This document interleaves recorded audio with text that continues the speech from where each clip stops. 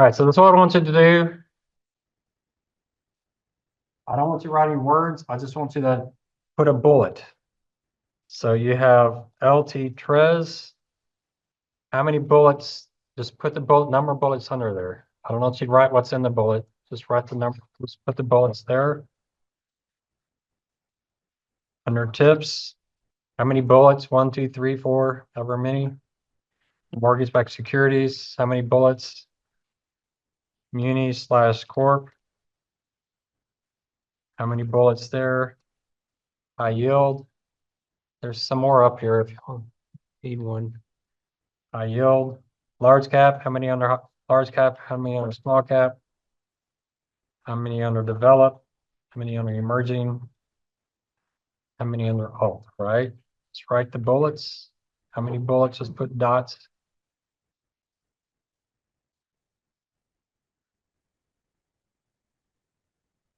Essentially what you should do first thing on the exam is just write that down so you know exactly what you're doing. So how many bullets do you put on your treasuries? 2 bullets.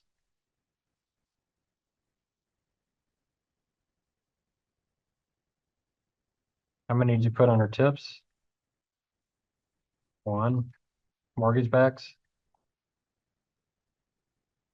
How many bullets on the mortgage backs? 1. 1. Corporates and munis?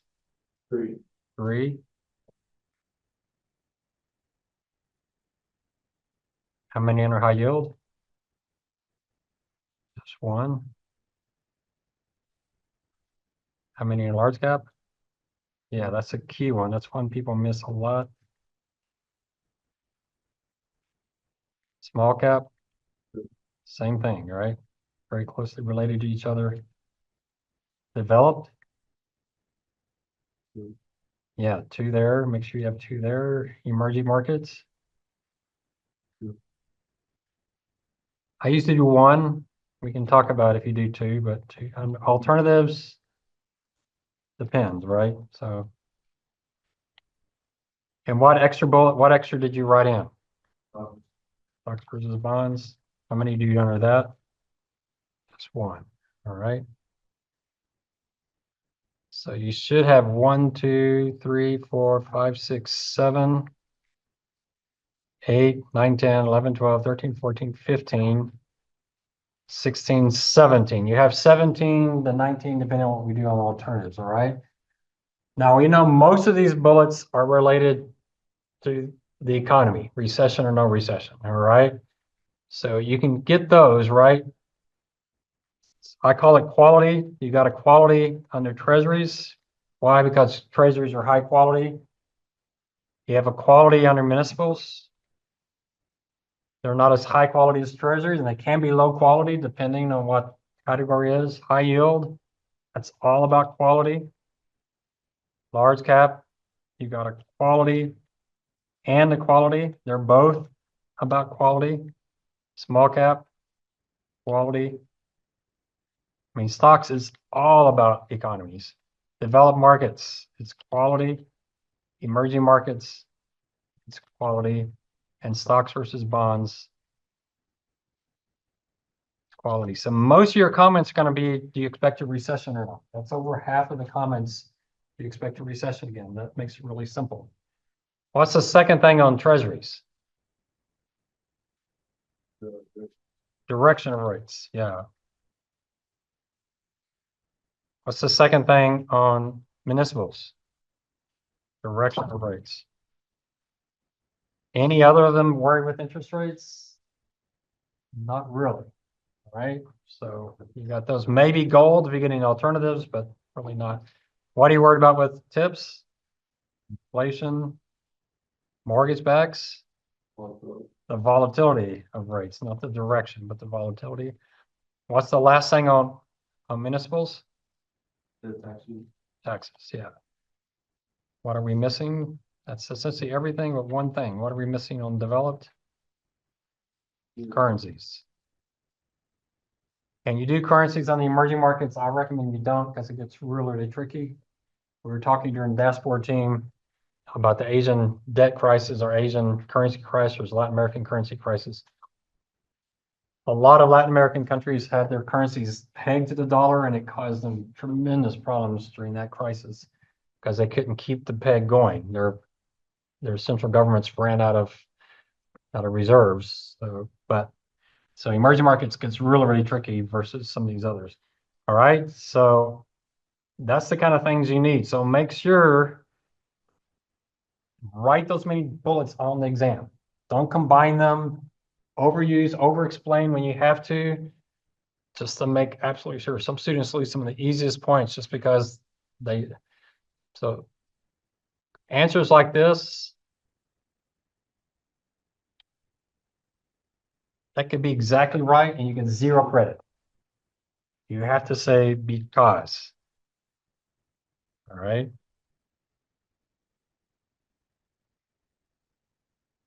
The other issue I see on treasuries, they say underweight because of recession, underweight because of recession. It's true, interest rates do tend to fall in a recession, but not always. So you need to say, I mean, see overweight. You have to say overweight because expected recession, overweight because I expect rates to fall. So don't just say overweight because of recession, overweight because of recession. Make sure you make it clear you're overweighting them because you expect interest rates to fall or rise, whatever. I don't know what the scenario is. You may be underweighting them. I'm not giving you the answer. All right. Tips: overweight because expect inflation, underweight because you don't expect inflation. All right. Make it really, really clear. Overuse the words. Same thing on corporates and municipals. Don't say overweight or underweight because expect recession. Make sure one's about recession, one's about interest rates, and state it clearly. Rates rising or falling. All right. All right. So go ahead and answer your question. Give you some more practice. All right. So let's start. On Wednesday, we'll do this the first 30 minutes of class, which means you better be on time on Wednesday. If you come to class late, you're going to really be struggling to get it all done in time. So let's just go through just quickly. So we can say under a strong economy, under rates rising, under limited inflation fear, which she obviously got that wrong given what happened in 2022, but under volatile rates.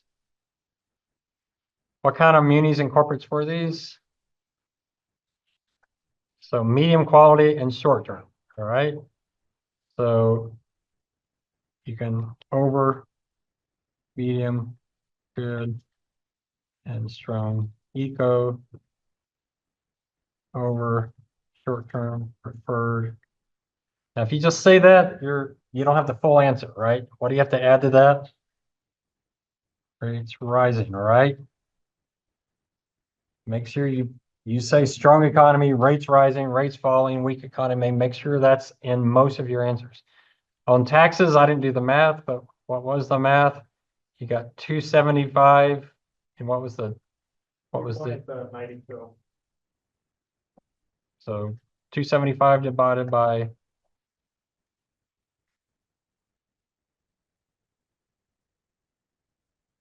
what did you get? 3.928. 3.93. And so versus 335. N plus overweight communities versus corp has higher tax adjusted yield. 3.93 is greater than whatever 335. High yield, pretty obvious on that one. What else did they say though? Spreads are going to collapse. So anytime you see spreads are collapsing, you're going to want high yield.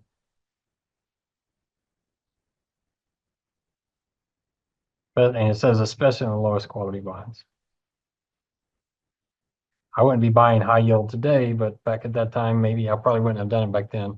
Okay, large cap, what did you start with? With N, stocks, under, as strong economy, but that's not sufficient. What's wrong with that answer?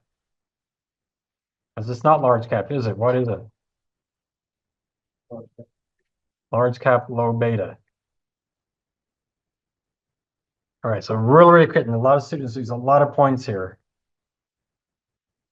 Large cap under a strong economy, prefer small cap. In stocks, low beta under as prefer cyclical and strong economy. All right. I know a lot of you are going to miss a lot of points here, but make sure you're real clear. There's two asset classes there, large cap and low beta. It's not one asset class, it's two. So make sure you have a bullet on those. Small cap.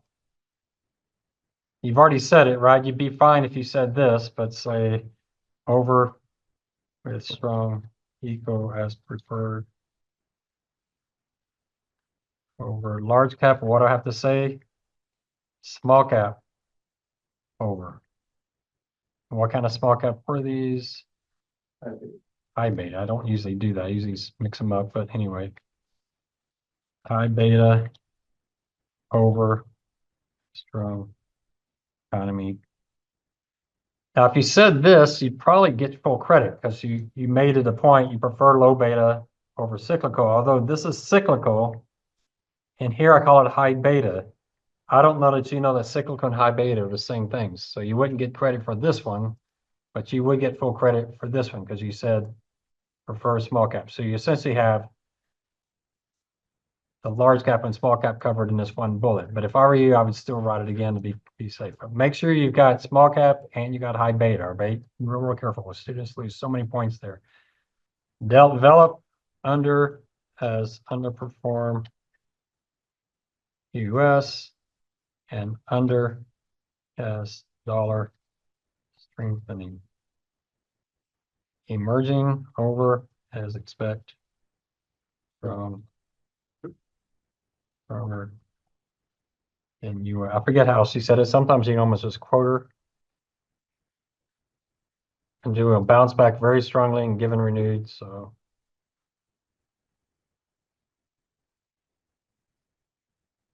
you want to use exactly her words, strong bounce back. I don't know if she said strong in the US, so I wouldn't put that in there. And then stocks versus bonds, what'd you say?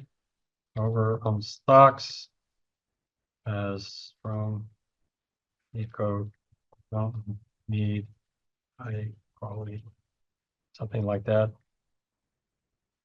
And then alternatives, you could say under on gold with rising rates and strong dollar, under commodities, real estate as no inflation expected. I might not agree with that, but at least you show me that commodities are an inflation hedge, so. But the main one I was looking for here was this first one. That was the most obvious one. All right, where do students lose most of their points? Right here.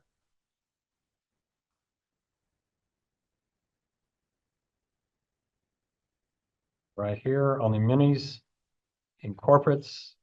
You got three things there.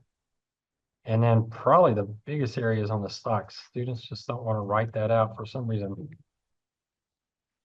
And that's 1, 2, 3, 4, 5, 6, 7. That's 1/3 of the exam right there, or is on those items. And students was like, no, I can't write that much. So over-explain if you're not, if the choice between writing 4 words or writing 12 words, write 12 words. You've got plenty of time. 30 minutes is plenty of time. The goal isn't to get to write as little as possible. Over-explain I don't count off if you over-explain. I do that on your papers, but on an exam, over-explain. All right, so y'all ready on Wednesday? You get the first 30 minutes and then we stop. So there's a little bit of a time constraint. It shouldn't take you much more than 30 minutes. It actually gets pretty easy, doesn't it, after you practice for a while? Where students struggle is they sit in the class staring at me for 15 minutes, and that doesn't help. My face hasn't helped anyone. So start writing. So that means you've got to be prepared. If you're not prepared, that's when you sit and stare off in space trying to think of something to write. So you should just be going fast. My hope is that your mind thinks this way in an interview. So you know, if you're talking about treasuries, okay, they're high quality, so recession, you need them, strong economy, you don't. They got a duration, so if someone says, hey, would you be buying treasuries right now? It says, well, it depends on what kind of treasuries. Long-term treasuries I probably wouldn't buy right now. Economy's strong and interest rates are rising. Short-term, don't really need the quality, but at least they're short-term, so with rising rates, you know, you could, that's what they're looking for. They don't want you sitting there for 12 minutes trying to think of something. It's got to come right off the top of your head without any hesitation. So you got to somehow get yourself in that. So if they say large cap, you might say, you know, large cap, I prefer small cap, strong economy, but cyclical large cap, you know, there's some value stocks, large cap value, they're pretty cheap. So, you know, when you're talking about stocks, it's not just large cap and small cap, you got those other categories. So in an interview, you bring in those other categories, it's really strong. You got value and growth, you got cyclical and defensive, bringing those in really strengthens your answers. So that's what I'm trying to get you with this exercise, to see that there's multiple layers here that you have to hit, right? No final questions? For munis and corporates, if you put underweight corporate versus munis, that's so correct? Or do you want to put overweight munis? Well, either way, it's fine, yeah. So between the two, I would underweight corporates because munis have the higher tax adjusted yield. Yeah, that either way is fine. I have some students that don't know what underweight and overweight means, so make sure you're clear on that. Underweight means you want to have what you like, you dislike them. Overweight, you like them. So something like overweight, that means I don't like it. So because no one likes to be overweight, so that's not it. You got to make sure overweight means you like it, underweight means you don't like it. All right. I'll leave it out there. You'll have to keep your copy. Well, no, it's there if I save it. So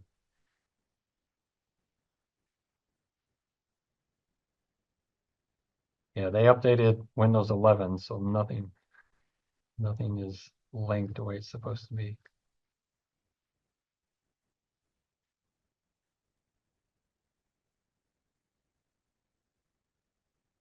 I'll try to remember to put it out there on image. All right, then you have your essay that you're going to turn in. Hopefully you have that already written. I bet there's a few students haven't started yet, which is a disaster. The essays should take you probably 8 to 12 hours to write. So if you haven't started yet, you need to take off of work tomorrow and do it. But it amazes me how some students really bomb that question, because all you got to do is take the notes in the class, pages 3 through 20, and put it in your own words. How much easier can an exam be than that? With some students struggle.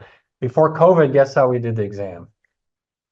You wrote it in class, closed book. And the grades were higher then than they are now. So COVID has really made us a lot less smart than we used to be. COVID has been disaster. So my risk management class, they wrote an essay that used to be closed book. The class average was 10 points lower than pre-COVID, even though they were closed book, but the number of A's was the exact same number. So the top echelon students is still doing as well. COVID did something to the kind of fringe students that are like, I'm not sure I'm the right major and everything should be easy because it's COVID, we're locked down, but we're not locked down anymore. World's back to normal. So, you know, I expect really, really meaty answers. When I read your answer, I'm listening to you say this in an interview. And your grade's gonna reflect whether they would hire you or not, how strong it is. They don't like flimsy surface, high level answers. You got it. Finance is about the details. I just had lunch with an alum today. He works in the energy sector. He's doing projects for turbines and solar. We're getting in some pretty nitty gritty stuff. You got to know it at a really low level of detail. All right. Second thing I want to do is I did update for paper 2. You probably don't want to care about this until after the exam, but on Wednesday, Thursday, you probably want to start in this. I did alphabetize this. It's not alphabet going across, but you can do the links. So there's Adobe. The orange numbers are the ones you got to make sure are in your paper somewhere. Okay, that's why I highlighted them in orange. Now, when you pull this from Bloomberg, they have the estimates all the way down and the surprises all the way down, and that really confused students. They were talking about how they did versus last year. Once that quarter is over, we don't care about the estimate anymore. Wall Street hates their forecasts being brought back up again because we're such horrible forecasters. So you don't care. So I took it out for you, but on Bloomberg, they actually have all of these numbers. And so some students will say, well, a year ago, they expected 492 and they got 448. You don't care about that. All you care about is they reported 508. Notice that we're almost ignoring the reported number. That's the actual gap number.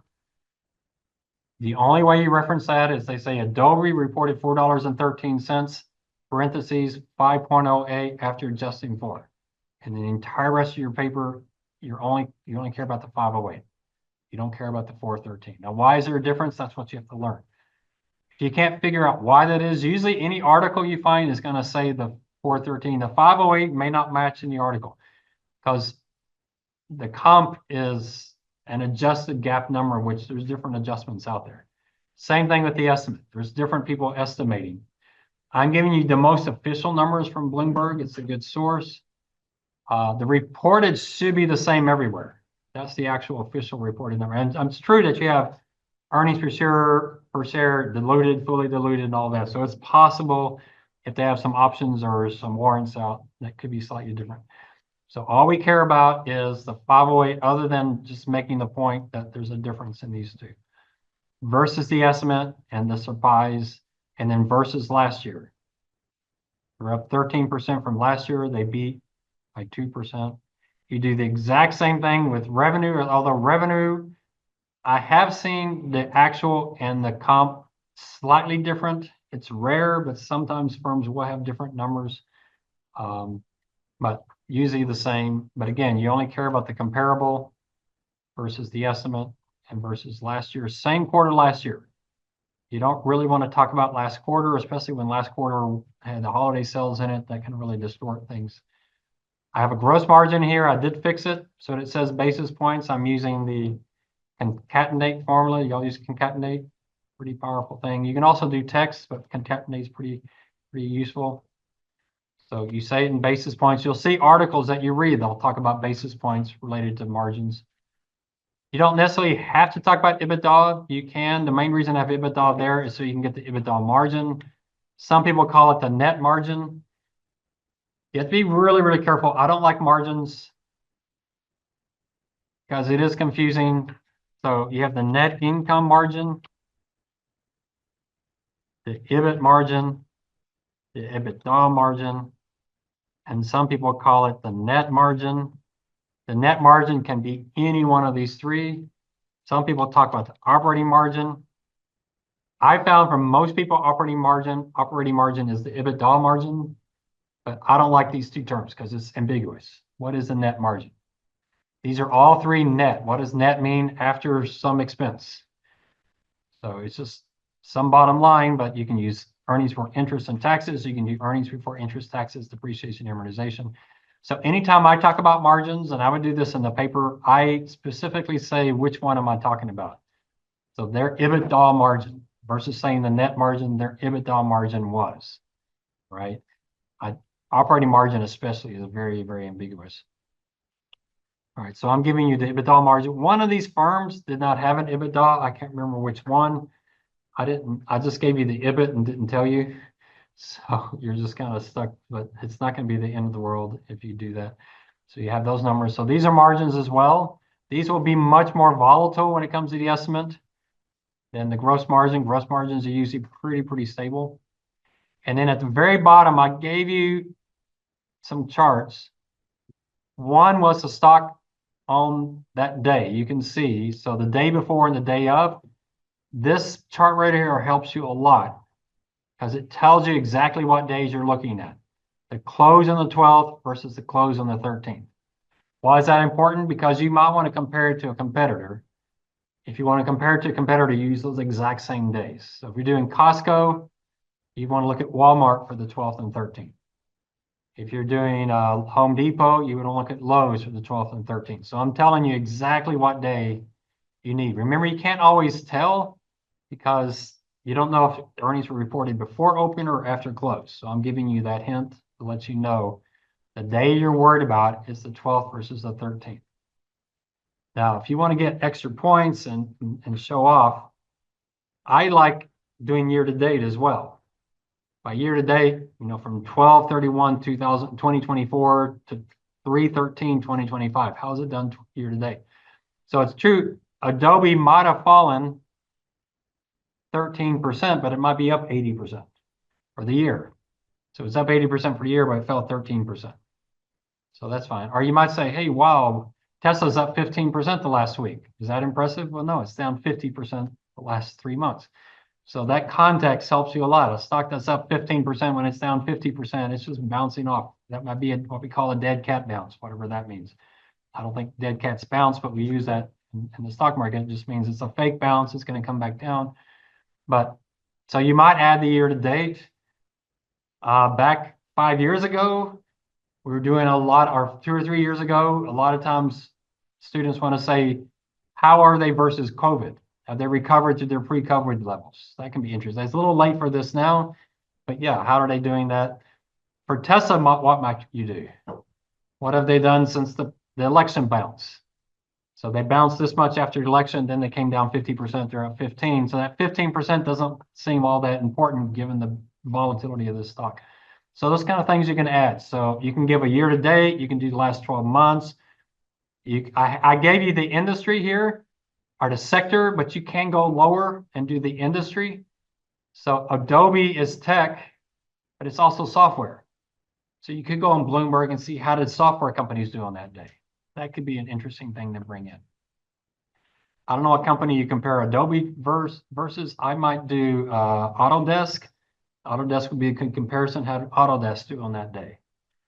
So, but if you do that, you want to look at how they did on the 13th. So the close on the 12th. And here they actually show the 12th and the 13th so you can see what's going on. I didn't click overnight on this, but if you want to go on Bloomberg, you can click overnight. If they reported after close, the overnight is going to give you the first reaction. If they report before open, the overnight before open will give you the first reaction. So if you want to know the absolute first reaction, it's going to be on those overnight markets. They're the ones that respond quick the first. So I'm all giving you here is when the market's open. The other thing you have here is how it reacted throughout the day. So Adobe dropped and it stayed down the whole day. Sometimes you'll see a stock drop and then shoot back up. Why? Because maybe they had their conference call, their earnings conference call.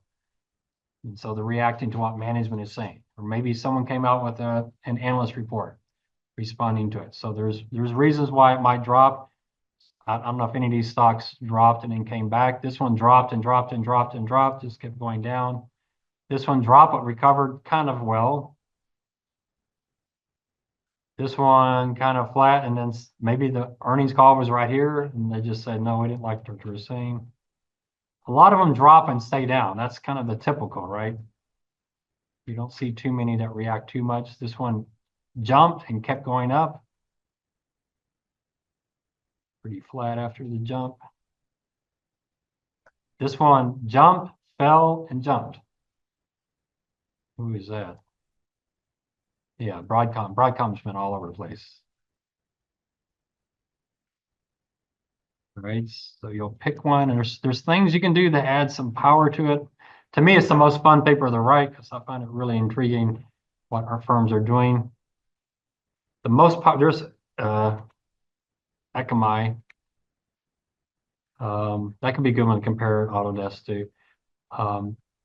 The cool thing about this is if you have an interview right after you do this paper and they ask you about a stock you're interested in, you may not think this is a good stock buy, but you might as well pretend and make it like, yeah, I was reading their earnings report and blah, blah, blah, blah. You just make it up on the fly. They just want to know you're doing stuff outside of class that you're interested in. That's the number one thing employers are looking for is curiosity. You care about finance outside of the classroom. This paper gives you that sense that you're doing some additional analysis. You can also take this paper to an interview if you get a good score. If you don't get a good score, maybe not. Maybe they'll disagree with your professor, but you can certainly take it to an interview, and because very few students have papers anymore because professors don't grade. All they have is the group projects. I wouldn't give much power to a group project because I don't know if you did any of the work. Have I told you all the joke about group projects? Have you ever heard that? So I thought it was pretty cool. This person said, on my funeral, I want my group, my team to be my pallbearers so they can let me down one last time. That's what group projects are like. You don't know if you did all the work or someone else did all the work. So you need an individual paper. This was a good one. It's short enough so they'll actually read it. Now, the next papers we do, 3 and 4, is another powerful one to use because you're going through the entire process. So you can prove you can actually value a company. But this one's a good one. It's a good analysis. If there's not a company you want that you want me to look at, I can certainly add a few others. But what I did was I found companies whose stock moved a lot. So you have something to write about. To me, the most interesting is when they beat by a bunch and the stock falls. That to me is really interesting. That usually means guidance. So you have the report, how they did, but guidance is what management is saying. So they say, yeah, we beat, but boy, things are going bad this quarter. We don't expect things to do well, or really slowing down in China or whatever. So that's the conference call. If you've never done an earnings conference call, I'd recommend you do it for this paper. You can find them on Bloomberg. You can find them on the firm's website. Just go to investor relations. They're boring. They're really, really boring. But if you don't want to listen to the whole thing, put it on 2 times speed. And then when the analysts start asking the questions, that's where you want to listen. The sell side analysts, they're asking the questions that should be the most important, which means that's probably what should be in your paper. So you don't necessarily have to listen to the full answer, but you're really curious, what are the people most involved in this stock? What are they asking? What's most important to them? That's probably should be in your paper. All right. So Tesla, they're probably asking, is Musk too preoccupied? My word, he's got Tesla, he's got SpaceX, he's got this brain company where he's going to be putting AI chips in our brains, and he's also reinventing the entire U.S. government. That sounds like a lot for one person. Is he too distracted? You're getting a sense of that. Plus, he's getting kind of an anti-Elon reaction. So that the stockholders are probably going to be upset about that, worried about that, those kind of things. So, all right, pick a company, go with it. There's one you're really interested in. I think I got most industries in there. I have some big companies, I have some small companies. Sprout is a company we actually had a buy recommendation on. Ulta is a company, it looked like it was about to crash and looks like it's come back pretty strong. I mean, you got a bunch of different stories. Dutch Brothers, I talked about already. To me, is a fascinating company just because it seems to be taking Starbucks on directly without being taken out by Starbucks. Starbucks is still struggling. I know Nike came out this week. If someone desperately wants to do Nike, we certainly could. Nike is almost always in mine, but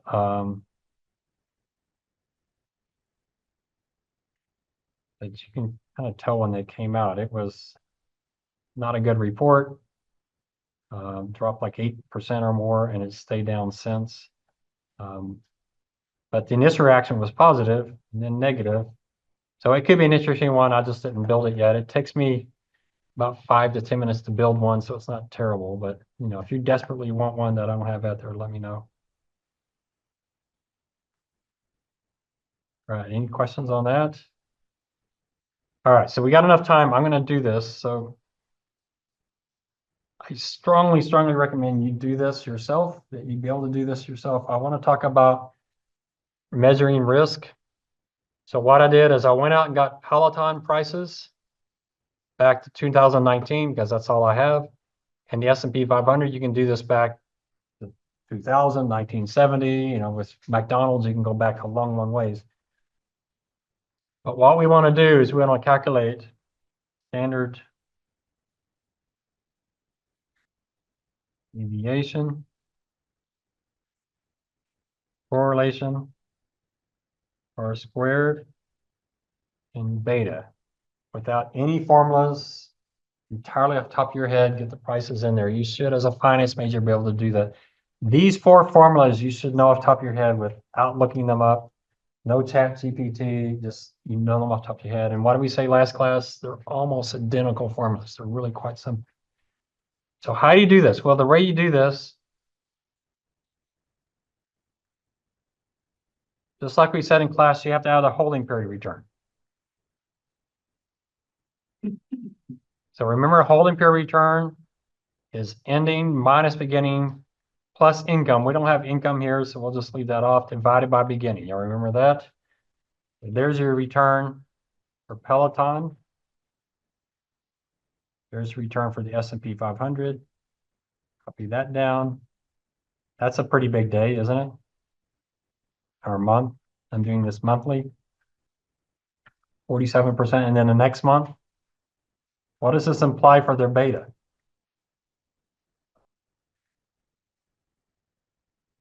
It's a little tricky. So remember, beta is when S&P is above average, is Peloton above average? Are they both above average at the same time? Not there. What about here? Yeah. What about here? No. So it's kind of all over the board, isn't it? That kind of implies a beta of 0, but that's only 3 months. There, they're both down a bunch. Here, they're both up a bunch. Here, one's up. So it's really hard to tell just looking at the numbers. All right. So what do we need next? We need an average. I'll let you just calculate the average using the formula. The average for Peloton is 0.99. For the S&P is 1.24.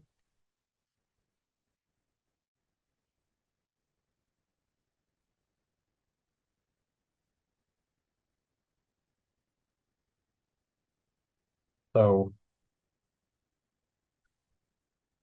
remember the first step was what?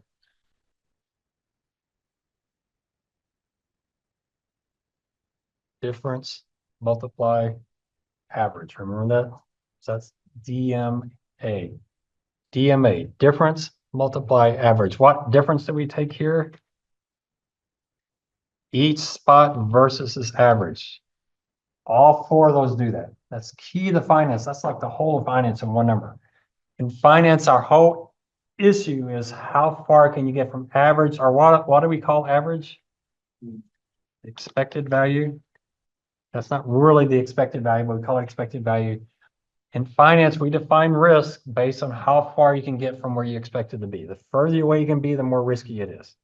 So we do that for Peloton. We do that for the S&P 500, except for I got to switch it over here.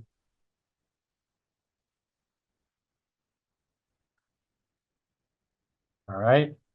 So really far from its average, a bit above its average. We then copy that down. So step 1.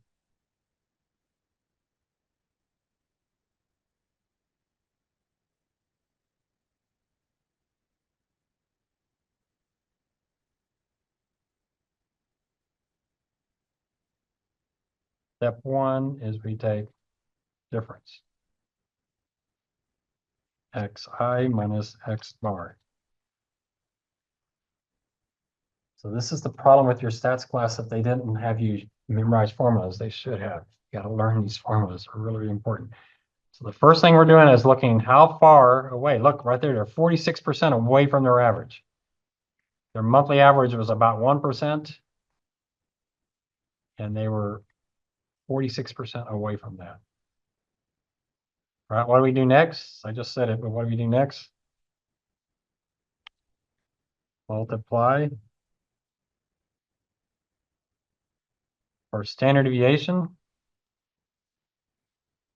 What do we multiply for standard deviation? The difference of X times the difference of X. We just square the difference, right?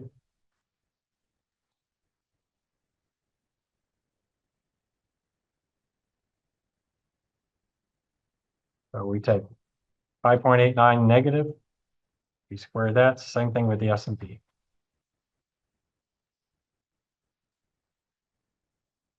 How many negative numbers do we get?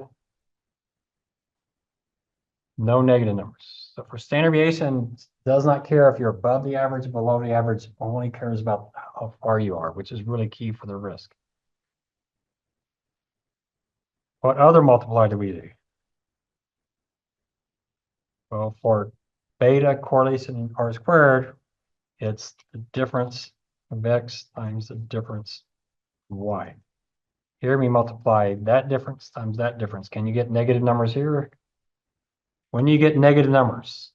If one stock's above average, the other one's below, or one's below average, the other one's above. It's not a turn negative or positive. It all has to do with whether above or below the average. So if S&P is 1.24,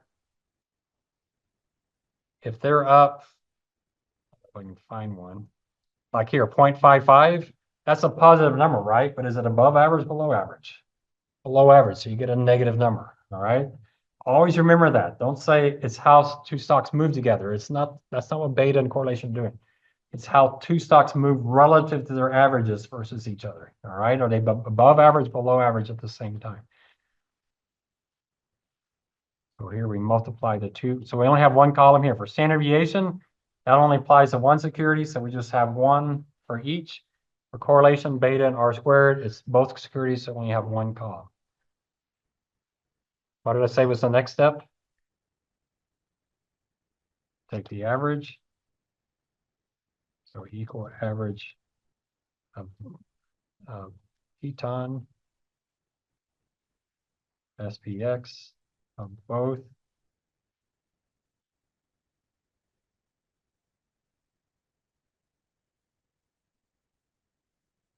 Here we have a positive number. The correlation is going to be above 0 and the beta is going to be above 0. This can be negative, right? If one's below average while the other one's above average, you can get a negative. We got a positive number there. So there are the averages. For this standard deviation, we're doing STDEVP. How do you change the average to do STDEV? Did y'all study that in your stats class? You remember degrees of freedom? Does that sound familiar? So for the STDEV, which is the sample, you do the average, but you don't divide by n, you divide by n minus 1. I usually use the STDEVP, and you'll see why. It just makes it a little bit easier to work with. All right, so anybody know what this is called?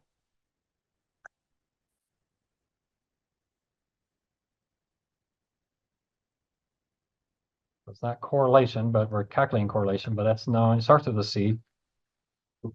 Covariance. All right, so it's correlation, R squared, and beta all use covariance. Let's see if I did it right. Equal covariance of the return on Peloton versus, I'm always scared when I do this because I have one typo somewhere and everything's messed up. Does that look close? Looks pretty close, doesn't it? So that's covariance. So the covariance is the difference from the mean multiplied by each other and take the average of that. That's your covariance. All right. So how do we do standard deviation?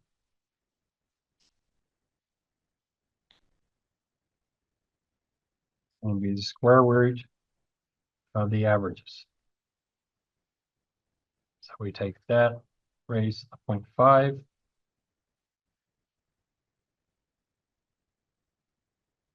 So there's the standard deviation. Do you think I did it right? What should you bet? Anyone want to bet $20,000 that I did it right or not?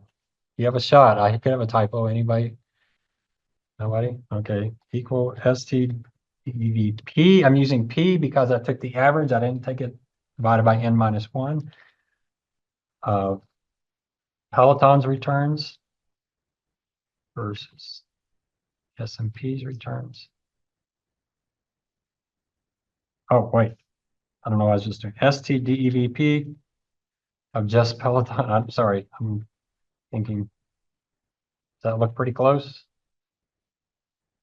So good thing you didn't risk 20,000. You think I did S&P right? All right. It looks pretty close. All right. So standard deviation is just the square root of those averages of those square differences for each stock. You have to have two. I had a student who was, no, an employee of mine was in a graduate level finance course. And there was these two students trying to figure out the standard deviation of one number. What's the standard deviation of one number? You might get an error message, right? But it's going to be 0 maybe. So but they're trying to figure out how to calculate it. Does it make sense? What's the average of one number? It's that number. You take that number minus its average, you get 0. Take the average of 0, so 0 divided by 1, that gives you 0, and then you take the square root of 0. So it shows, you see why we have to know these formulas? It's just so critical. And then the last thing is we're going to take covariance. So correlation equals covariance over the standard deviation of X times the standard deviation of Y. R squared equals correlation squared. And then beta is covariance divided by the standard deviation of the market times the standard deviation of the market. Why? Because beta, we'll talk about beta more. Beta is a measure of systematic risk. So it ignores company-specific risks. So we only use the risk of the market in the denominator. Let's do this first one.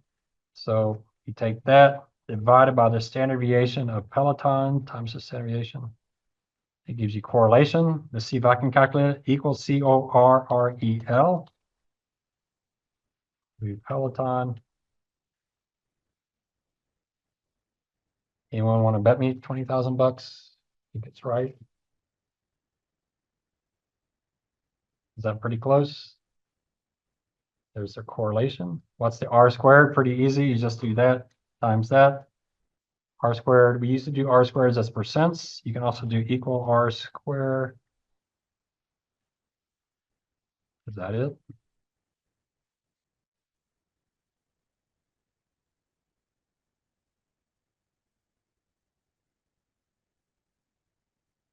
What is this R squared telling you? That tells you the percentage of this of Peloton's risk that is systematic. Did y'all? We're going to talk about beta more. Beta is a measure of systematic risk. How much of the stock's risk is exposed to the economy, interest rates, inflation? Only 17% of it. What does that mean? If you put Peloton in a well-diversified portfolio, 83% of its risk will just disappear because of diversification, which is pretty powerful. All right. And then the last one is beta. So for beta, we take the covariance and divide it this time by the square of the market risk. How high can beta be? It can be above 1. It can be a billion. It can be a trillion. It can be negative trillion. There's no limit. Correlation has to be between 0 and 1. R squared has to be between, correlation has to be between -1 and +1. R squared has to be between 0 and 1, but there's no limit on beta. There's our beta 1.96. Let's see if it works. So we do the equal slope function.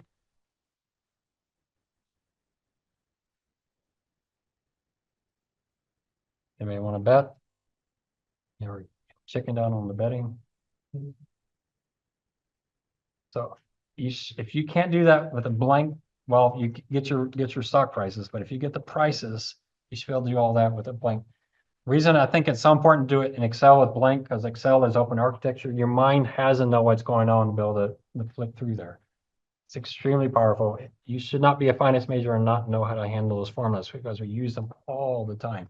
And I just gave you an example of some graduate students who had no clue what they're doing with standard deviation. They're trying to calculate the standard deviation of 4.9, the standard deviation of 47. They're going to do a standard deviation of each one of these numbers. It's like, wow, so you missed something in your stats class. All right. So if I were doing a stat class, I would actually have students do that as a video and turn it in as an assignment that you can replicate. Now you might say, why would I do that if Bill Gates does it for me? Well, if Bill Gates is going to do it for you, then they'll hire Bill Gates and they don't need to hire you. All right.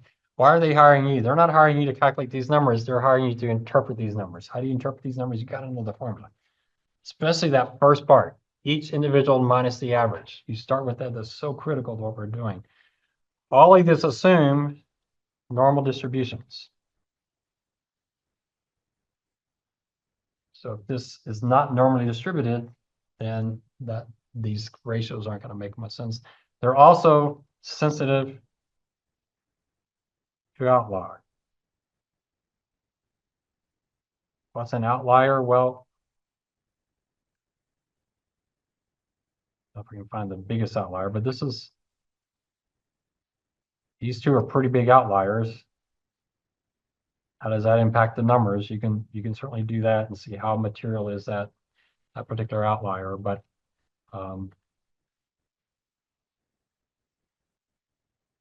so don't memorize these, just know them. They should be like split second off the top of your head how to do it. The same thing with duration. We'll talk about duration later. You already have one duration in formula, minus duration times what? What does that give you? Expected percentage change in bond price. That's not the formula for duration. That's how you use duration, but there's also the formula for duration. Duration equals what? The weighted average time maturity. So I'll say duration when we price bonds. It's pretty simple to do. If you took my business finance class, you've already seen that. So you should know the formulation for duration, and then just as importantly, my wife took out the minus sign. Minus duration, know that formula. Really, really important formula. What other formula do you know? You should know CAPM, backwards and forwards. You should know how to do net present value, obviously discounted cash flow. There's certain things finance majors just know. It's like the anatomy of finance. So if you're in the habit of looking them up, you have professors that give you formula sheets, which I think is the worst. That's not finance. You got to know this. Just like pre-med students have to know the anatomy, you've got to know these formulas. We're all about formulas. Know the formulas, understand them so that when people ask questions about them, you can visualize the formula and see how certain data can impact that formula, how it can be misinterpreted, that you really, really understand it. All right. How many of y'all could do this now? Are y'all there? So if I challenge you to a race of doing this, the FSC, could y'all beat me? I'm a dinosaur and I'm pretty slow. If you think I'm fast in Excel, you're in a lot of trouble because I'm really slow in Excel. So you should be just whizzing past me. So how do you get fast on Excel? You get your first 8 to 6 job and you sit through 10 hours a day in Excel and you get really, really fast. That's how you do it, but you got to get fast now. I had a student today, he's got an interview, and the first part of the interview is he got to do Excel, right? Was that you? Yeah. So are you worried about that? Yeah, if you can do what I just did, you got it made. So I've seen some of the ones, what do they normally ask? For some reason, they like VLOOKUP, HLOOKUP. I'm not sure why they do that. They like there's one, I can't remember. There's one they use that I'd never use. The problem you're going to have with Excel is there's certain Excel that certain companies use a lot of and other people don't, and they just assume everybody does because they're so indoctrinated. You just have to be ready for those. There's a good YouTube called Excel is Fun. That's pretty decent. Get your Excel skills strong. Y'all can tell I'm weak on Excel because I use the mouse every once in a while. If you're using the mouse, so I don't know, Anthony, if they're going to see you while you're doing it. Yeah, that's one thing firms do is if you use the mouse, they don't hire you. So you have to get used to not using the mouse. All right, we'll stop it there.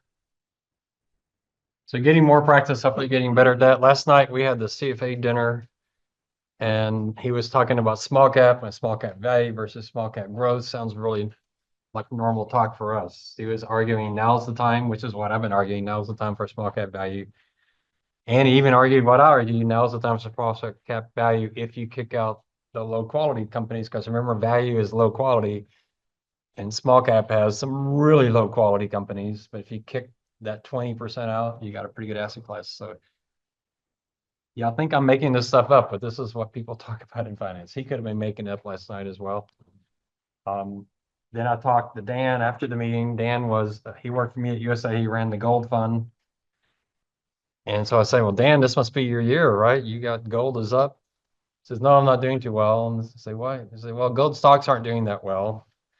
So that's kind of strange. So we checked it today in the dashboard team and gold stocks are doing really, really well. So I'm not sure what his problem was. I need to talk to him again. Gold stocks are up like 25, 30% and gold's up, about 20%. So I'm like, Dan, which stocks are you buying? But that's what we talk about. That's what finance people talk about. We're talking about investment strategies. The woman who spoke before, she's from Ned Davis, which is a really great company. She's an economist.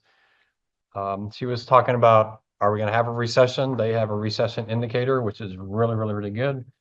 And it says there's only a 10% chance of a recession, which is the lowest it's been in a long, long time. So they're saying no. And everybody's like, what about tariffs? It got somewhat heated because there's someone in there who you could probably tell whom he voted for in the last election. And it got pretty heated, but she handled it well. Finally, someone shut the guy up and said, hey, we're kind of behind time. Can you please stop asking questions? It was but it was interesting. But that's what you do in investing is you figure out where do you want to invest based on the economy, based on valuation. So his argument's the same as mine. Small cap value look really cheap. And then they say, well, what if I have a recession? Because value doesn't do well in a recession because they're low quality. But he makes the same argument I do. They're cheap enough that, and then the argument he makes, which I really like, is yeah, if we go into a recession, it's true, small cap underperform. But as you come out of recession, they so outperform you more making up what you lost. So yeah, they may go down 15% when the market goes down 10, but they're going to be up 40, 50, 60% when you come out. So all the things we talk about, which is what you just did in the exam, right? Is you look at what you have and you come up with a strategy. So hopefully you're getting more comfortable with it. All right, let's continue the discussion on risk. So we got these 4 measures. We're going to focus our attention on beta because we're going to start talking about valuation of individual securities. And so beta is going to be important. Tonight in Investment Society meeting, I'm going to talk about the S&P 500, if it's overvalued, undervalued. I don't need beta for that because the beta of the market is 1, so I don't have to have that discussion doing the overall stock market. We won't use standard deviation much more in this class because that's more at the security level. In my risk management class, we use standard deviation because we're looking at overall markets, large cap, small cap. We won't use correlation R-squared probably anymore in this class. So we're going to really focus our efforts on beta because your papers 3 and 4 are really focused on valuing a company. You get to pick which company you value. You could, if you liked, the company you do for paper 2, make that the company you do for papers 3 and 4. Have y'all picked your company 2 paper yet? You're probably waiting for this exam to be over. So there's a few others that are interesting that we've seen here recently, but didn't throw them in there. But we've got some of the major ones in there. There's a really good article we read today about Adobe, which is one of those. Is Adobe has some AI products, but the market is not liking the numbers coming out. They're not making enough off of AI, and that's why their stock dropped so much after their earnings release. Which that's what they talked about last night as well. The woman from NDR, she said we got to move from the people selling AI as tech companies to the firms using AI to make more money or become more efficient. And we're not seeing that yet. NVIDIA is making money. The big AI firms are making money, but the firms like Walmart and Adobe that are going to use AI to make their business more profitable, they're not seeing the numbers yet. So we got to get to that next stage. So it's, this is all related. So you got a lot to write in paper 2, but in paper 3 and 4, paper 3 especially, you're going to be using beta to come up with a discount rate. So we'll have to talk quite a bit about beta. As a finance major, you should be able to talk for hours about CAPM and beta. This is one of those biggies of finance that everybody in finance knows. Really important. We've already done that. Y'all remember the order? Standard deviation, beta, correlation, R-squared. First thing you do, difference, then multiply, then average, and then you do other things. All right, so it's really pretty simple. So standard deviation, we use that for the entire portfolio. We call standard deviation total risk. Really simple calculation. You saw that last time. It's looking how far you can get from the average. It works really well for a portfolio because that's everything you have. The standard deviation doesn't work for an individual security because not everything moves up and down together. And so we'll have to adjust that. For individual stocks, you won't use you can calculate the standard deviation of a stock, and some people do that. When we run our models in Investment Society, we do use the 90-day volatility, which is the 90-day standard deviation. You can use that as an input. You can try that with tech stocks. That usually works better than beta, even though that violates all the theories we learned in finance.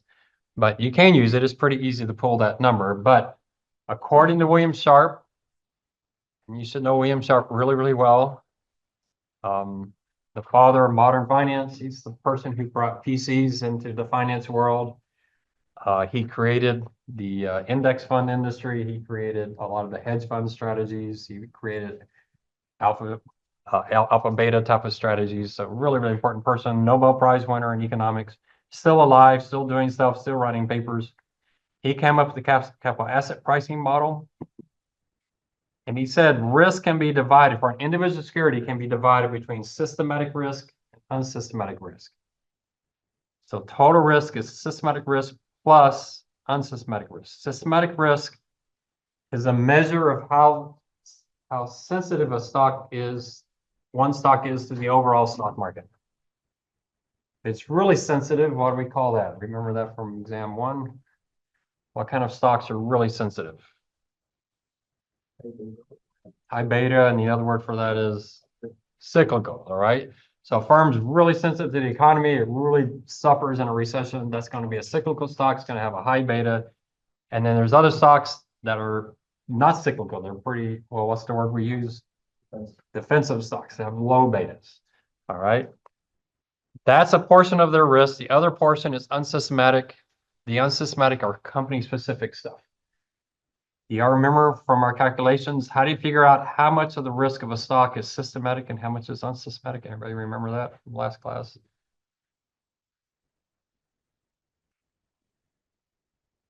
Which of these tell you that? R squared, and it tells you the percentage that is what? Systematic or unsystematic?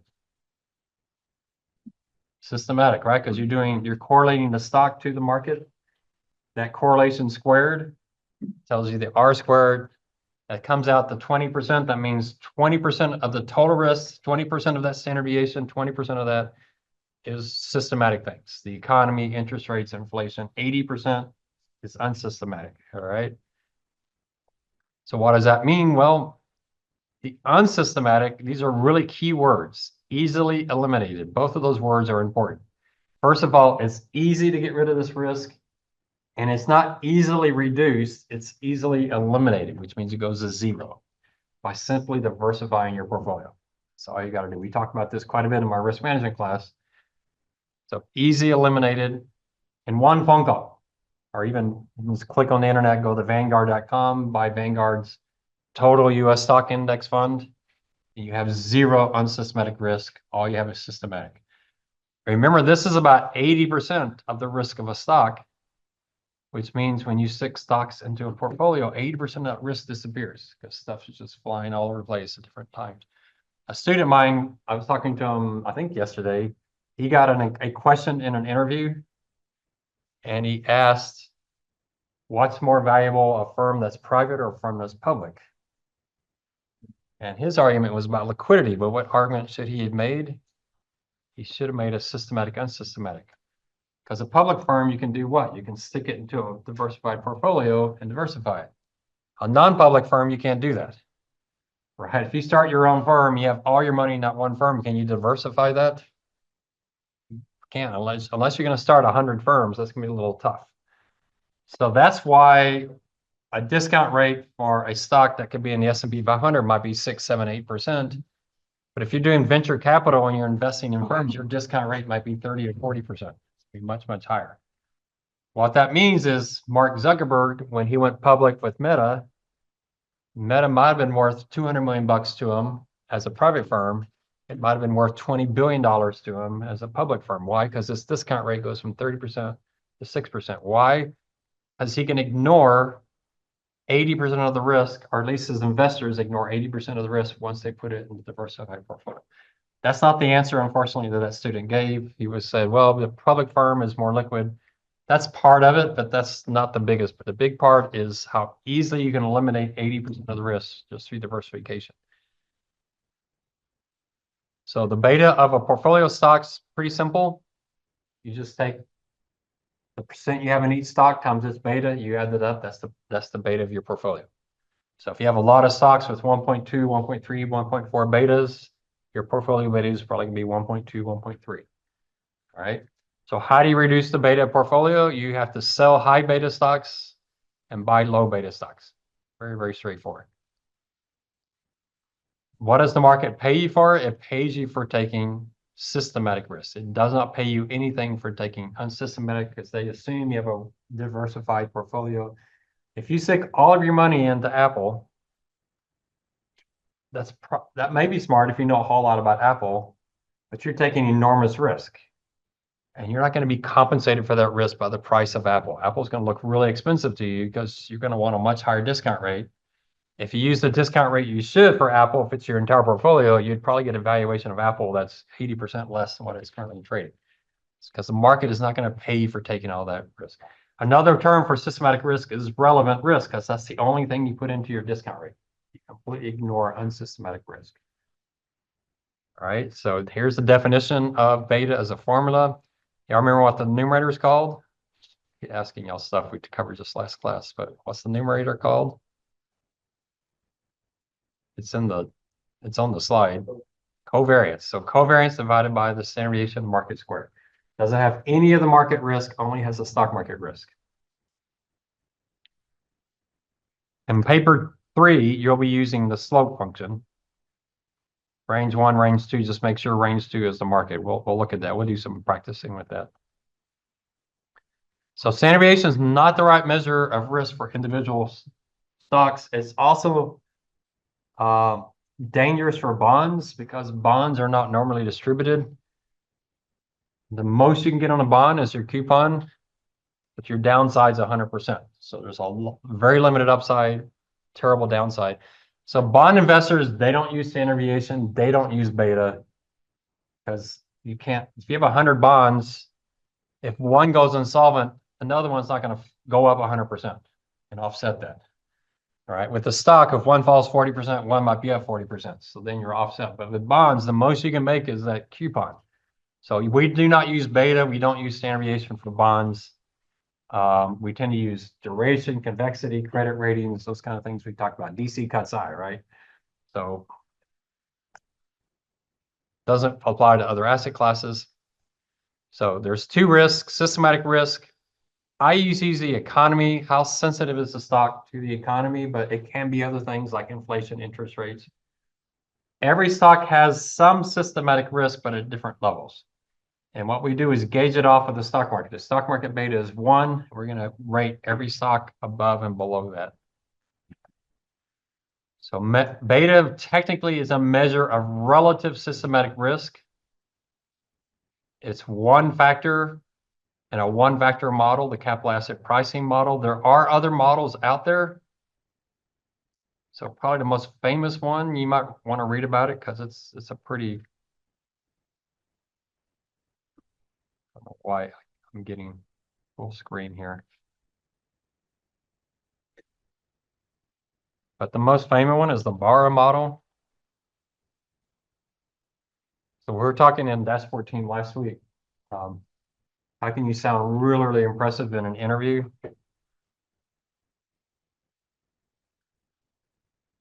Yeah, I've already said exit full screen. Exit here. So if you want to really be fancy in an interview, and we'll be doing this in the fall, we're doing it in we're going to do it next week in the dashboard team. So you can talk about a proprietary quantitative 10-factor screening model. So there's a few words you want in here. Quantitative. The word proprietary, what does that mean? You built it, so that's not a big deal. Quantitative means what? There's at least one formula in there. It might be 2 plus 2, but you got a formula in there. What does 10-factor mean? You're looking at 10 things. The volume, price, earnings per share, growth, 10-factor, and you're using that to screen models. So the Investment Society, we're doing a proprietary quantitative three-factor screening model. That model's up a lot. It's doing really, really well. But the word factor is what you're after. So the bar model is a factor model. It's the most famous one. It was purchased by MSCI. And they'll give you what their factors are. You can look them up.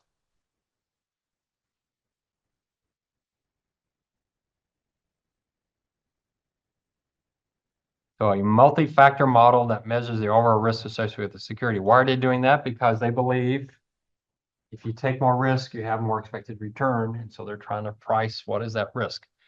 Some of their factors are things like value and growth. Have y'all heard of that before?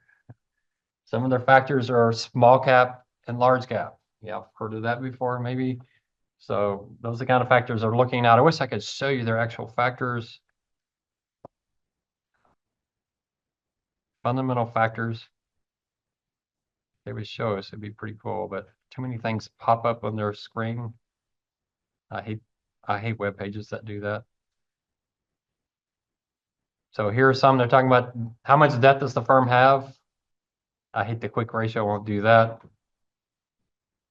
A valuation, price to earnings, that's how you get value versus growth. So this is Investopedia, so it's not too sharp. Here's bar models from MSCI itself. So here's their global equity model, single country equity models. So they have those. They'll probably show you the factors in here somewhere. But anyway, those are similar to capital asset pricing. It's just the capital asset pricing model only has one factor, and that's that beta number. That's the only factor. Other models, you might have heard the term arbitrage pricing theory, APT. That's just a multi-factor model where you're using multiple inputs. So we're using beta to measure risk, but you could have 10 inputs measuring risk. So small versus large. Small companies are riskier than large companies, so they should have an extra factor. Value versus growth. Value companies are lower quality and growth companies, so they should have an extra factor. That's the way it does it. So we're going to stick with a one-factor model, but you could build your own model and then work it into an interview. If you're talking to HR, it's going to sound impressive because they won't have a clue what you're talking about because they haven't studied that kind of stuff. But a multi-factor model sounds pretty cool. So a stock with a high beta is cyclical, as we said. Low beta is defensive. Apple might have a beta of 1.2. You don't say their systematic risk is 1.2. You say they have 20% more systematic risk than the average stock. The average stock is 1. So they're 20% more systematic risk. They're 20% more sensitive to economic changes. I personally rarely have a beta lower than 0.4 or higher than 3. 0.4 might be a grocery store. 0.5 or 6 might be a utility. A 3.0 is like we'd be like an auto manufacturer with a lot of debt, something like that. So we'll talk about that. Beta is a regression. You'll be doing regression betas on papers 3, but that's the historical number. You're not using historical number.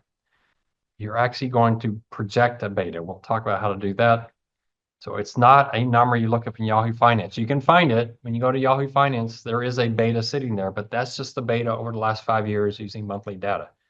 And I'll show you why that doesn't work. We'll do that in class here a few times to get some practice. The unsystematic risk, we're going to ignore. That could be a CEO dies, a new product, a new markets, competitors do certain things. Some new drug gets approved or some new drug doesn't get approved. Some headline hits the firm. Like I talked with Adobe, their AI is not going as fast as they thought. I just messaged an alum. He works for HPE. So remember, Hewlett Packard split into 2 companies, HPE and HPQ. He works for HPE. Well, HPE is having a horrible year. Its stock price dropped. I could have put them on as one of our stocks for paper 2. So I'm hoping I'm going to set up a Zoom with him, see what he's doing. Because not that I'm going to ask him, why is your company doing so badly? I'm sure it's not his fault, but it is interesting. HP's earned It's up about 10% a year last 5 years. Tech stocks are up about 21%. So that's the tech stock. That's half of where the industry is. Why is that? So it'll be interesting to see, but a lot of that's company specific type of stuff. We ignore unsystematic risk because you can eliminate them for free, which means you're not going to adjust your discount rate for them at all. We already talked about this. As soon as a firm goes public, its discount rate drops dramatically because now they're in the CAPM school, which is why I don't know why HEB hasn't gone public, because if HEB goes public, its valuation goes up 10, 20-fold overnight just by going public. If I were one of the Butt family, I would say go public. Because my net worth might go from 5 million to 150 million. Just like, I mean, wouldn't you want to do that? You might go from 550 million to 5 billion simply by going public. Why? Because their discount rate goes from 25, 30% down to 6 or 7%. Right. I'll show you all the diversification impact next class. So I've seen questions like this on an exam. A stock betas rose in 2008 because of the financial crisis. Is that true? Did the stocks in the S&P 500, did their betas rise in 2008? What's the beta of the market? 1. So if a stock beta shot up, like a Bank of America shot up in 2008 to like 2.5, if Bank of America's stock beta shot up to 2.5, what did another stock have to do? It had to drop, because it's always 1. So yeah, the market cannot cause betas to rise, the entire market. It always has to be in balance. I've seen this question on exam. Your stock has a beta of 1.1. The S&P is up 10%. How did your stock do? They want you to say 11%. The right answer is, I have no idea. Because beta is only measuring 20% of the stock risk. The other 80%, it could be down 40%. And that's market impact is up 10%. You could be down 30% and have a beta of 1.1. So that doesn't tell you anything. So the right answer is you don't know. But I have seen, if you ever see this question on exam, don't answer it. Say, we don't know. There's no way to answer this question. You might say 11% is your best estimate, but it's not going to be that close of an estimate. It's going to be pretty far off.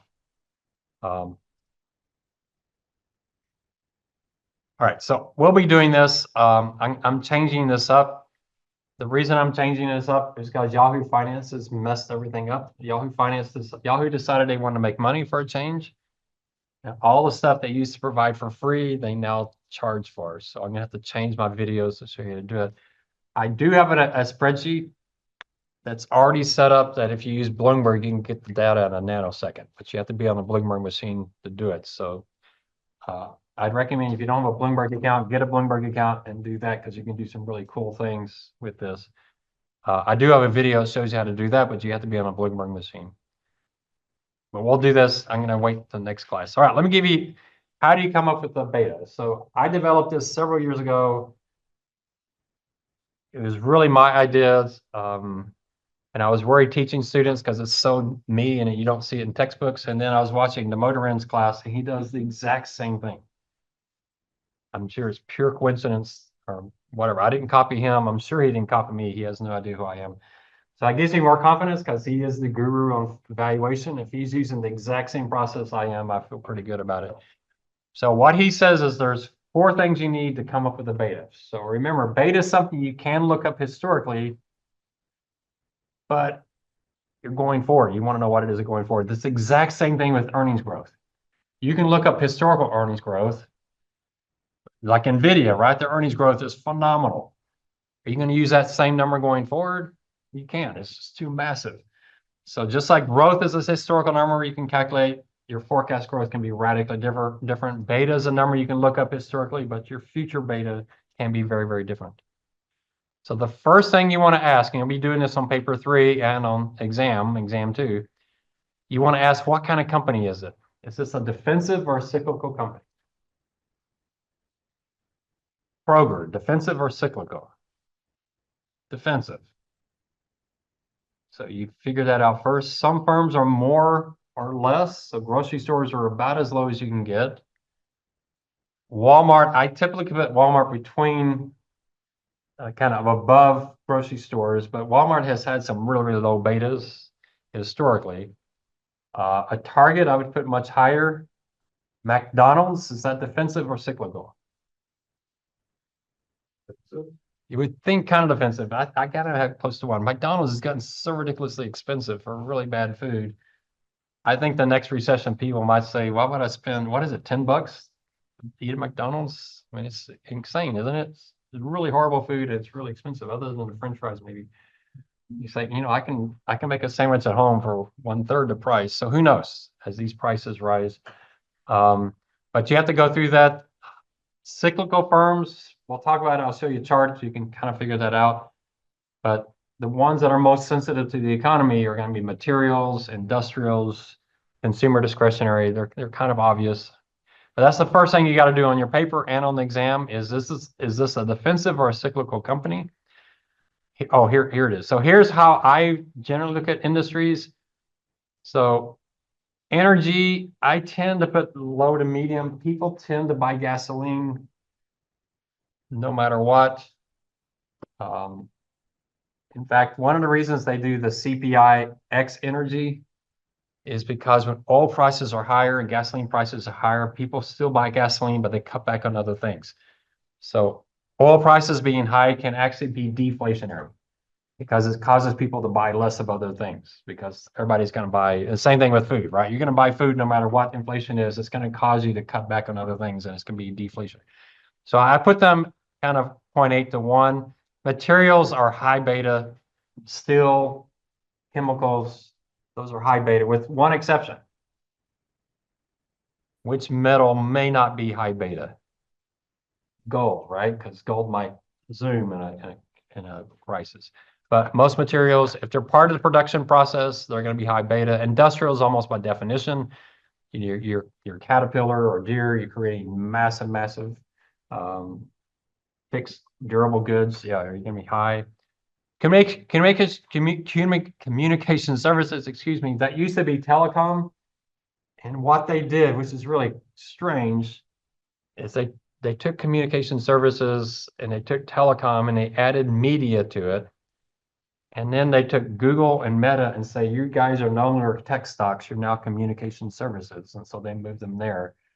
And so that became a huge part of the industry. Telecom used to be like 3-4% of the S&P, but it shot up when you put Google and Meta in there and Disney's in there. So we used to have media, they put media and telecom. It's quite the hodgepodge. Looking at AT&T, Disney, and Meta all in the same industry. It's bizarre.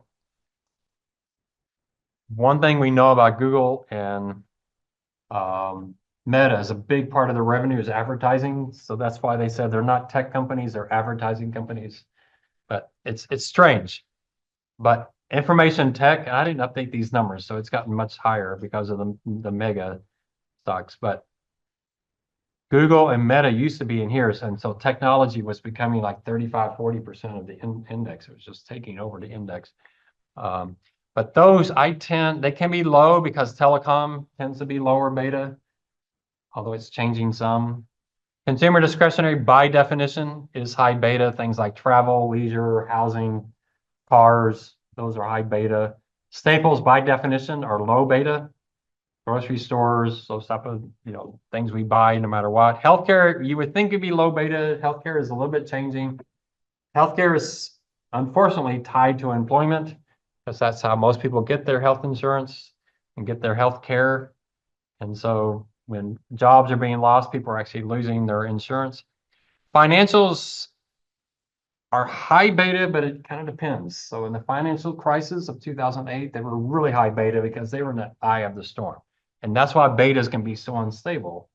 So you saw bank betas. Bank betas are normally 1.4 or 1.6, but in the financial crisis, they shot up to 2.5, 3 because they were right in the middle of the storm. Obviously, they're very sensitive to interest rates, very sensitive to credit risk of people not being able to pay off their loans, those type of things. Information tech, we historically are talking about it being high beta, but people are now starting to say firms like Apple may not be as high beta because we're so addicted to their product. They've done such a good of a job. I mean, could you get rid of your smartphone for 6 months? worry about losing my job. I'm just getting rid of my smartphone. Would you get rid of your smartphone first or your car or I mean, it would be higher on the list now than it was when I was in high school, right? We didn't have anything smart when I was in high school. So real estate, they broke it out. I don't know why they broke it out as a separate industry. It used to be part of financials. It's puny. It's going to be a high beta. There's a few exceptions, but it tends to be high beta. But real estate's its own thing. Remember, we talked about real estate. This is not really real estate. Real estate is massive. This is real estate held as a stock. So it's real estate investment trust. So it's really not real. It's very, very small smidgen of real estate is held as a stock. Most of it's privately owned. And then utilities are by definition low beta. Just we're going to pay our utility bill. So these are typical ranges I use. They can get a lot higher than these ranges if the firm has a lot of debt. So debt will push them up. So it's possible you can jump up to that 3.0. I probably should have pushed industrials even higher. All right, so number one is it defensive or cyclical? The second thing is you're going to look at leverage. And there's two types of leverage. There's operating leverage and financial leverage. If you're not familiar with the term operating leverage, learn it. When I listen to Business Breakdown, that podcast I highly, highly recommend. They talk about operating leverage all the time and they never define it. It's really pretty simple. Operating leverage is how much fixed cost a firm has in its cost structure. The more fixed cost a firm has, the more volatile its earnings are going to be. Because if revenues fall and it has a lot of fixed costs, its costs don't fall. So its net income is going to fall a bunch. And then when earnings rise, its costs don't rise because they have fixed costs and its earnings rise dramatically. Right? This is very, very important for your paper 3. I'm going to actually help you with this with an Excel file, but very, very important. Operating leverage is bad from a risk standpoint because it makes your earnings more volatile, but it's great for firms that are starting up and growing fast. So you sometimes say they got a lot of operating leverage, so yeah, they're going to be volatile. We're going to use a higher beta, but you almost just say they have a lot of operating leverage. Let's say it's DoorDash. I don't think DoorDash has a lot of operating leverage. It's probably a lot of variable costs. But if you have a young firm that's growing fast, that just means, boy, they're going to go profitable pretty fast. Because their revenues grow 30, 40, 50%, but their expenses only grow 4 or 5%. So you want operating leverage if the firm's taking off and growing fast, but it can just be devastating if their revenue falls. What are fixed costs? Salary, labor. So you got an NVIDIA. How many hourly workers does NVIDIA have, do you think? Maybe 3? Probably nobody, right? Everybody at NVIDIA is probably making $200,000 and it's fixed costs. Do you think they want to lose any of those employees to a competitor? They probably want to, even during a recession, they probably want to keep hold of them. Same thing with the pharmaceutical, developing drugs. A bunch of scientists, they're probably not paying their scientists an hourly wage. That we pay $16 an hour. That's the new minimum wage. No, they're going to pay them a pretty high pay. And so that's going to be expensive. Union workforces tend to have a lot of benefit plans. They tend a lot of protection from being laid off. That can be a fixed cost. Firms with a lot of property, plant, and equipment tend to have a lot of fixed costs. You just see it in the depreciation. This is one way to figure out if a firm has high operating leverage is just go to their balance sheet and look at their property, plant, and equipment and see how big that is relative to their assets. So if I were to do, and a good example of this is on the semiconductor side.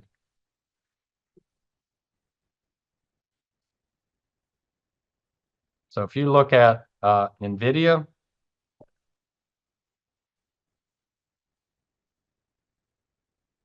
and you look at their balance sheet, and you can do this on paper 3, it'd be really, really helpful to do. You look at their balance sheet, look at their assets. Their property, plant, and equipment is $8 billion out of their $112 billion. It's only about 7% of their assets. And you compare that to an Intel.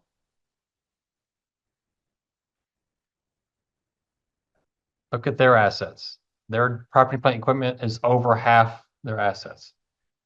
They're both semiconductors, but NVIDIA doesn't have the fabrication plants like Intel does. There's just a bunch of people developing stuff. And then where do they go? What country do they go to, NVIDIA, to develop other semiconductors?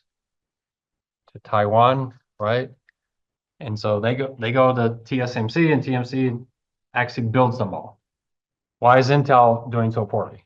Because Taiwan has taken over their business.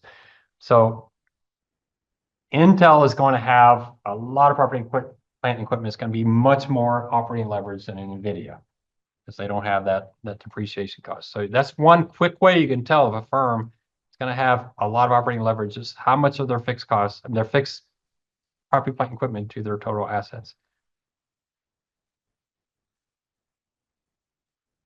Another thing that impacts this, I mean, any other fixed costs like operating campaigns. I was looking at Nike and Adidas or Adidas, depending on how you say it, but you would think marketing for Nike would be a fixed cost. But if you look at them over time, it's a pretty set percentage of revenue. It's pretty variable. Their revenues go up 10%, they increase marketing 10%. So it's not as fixed as you might think. But some firms do keep spending on marketing no matter what. Another issue with operating leverage is how elastic the product demand is.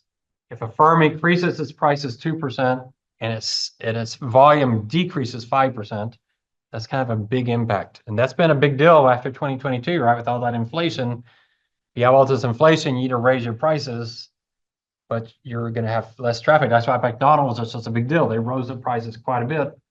They did see quite a bit of drop off in the volume of people coming in. That can be important as well. I'm going to help you with this because my theory is if a firm has a lot of fixed costs, its margins are going to be really volatile, and I have a spreadsheet that helps you calculate that. And we'll do that as we practice getting ready for papers 3 and 4. The third thing is leverage, but it's financial leverage. It's a simple one. How much debt do they have? So firms with a lot of debt are going to have higher betas than firms with limited debt. So Kroger is a good example. Kroger's a very low beta firm, a grocery store, but Kroger's had a lot of debt. So if you think of Kroger's as having a beta of 0.4, 0.5, then you look at their debt and say, wow, they got a lot of debt. You might push it up to 0.6, 0.7 because of all that debt. But I'll show you all that. You can certainly do that calculation. And then the last thing you can do is look at history. On paper 3, you have to actually produce the history. I'll show you how to do that.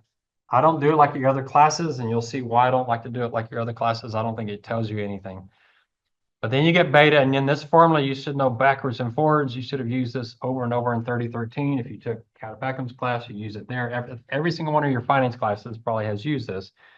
So risk-free rate plus beta times the market risk premium is the most famous formula in finance.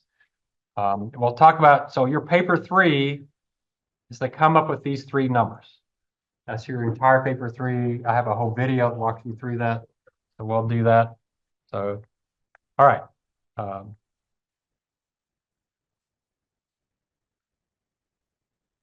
There it goes. All right. So we're going to take that and then we're going to do valuation. So this is your paper 4. Papers 3 and paper 4 are extremely valuable papers. They're really good ones to put on LinkedIn. I get a sense some of y'all aren't that interested in it because there was a lot of cell phones out today. But anyway, if you pay attention and actually get this down, you will have an amazingly powerful paper for LinkedIn.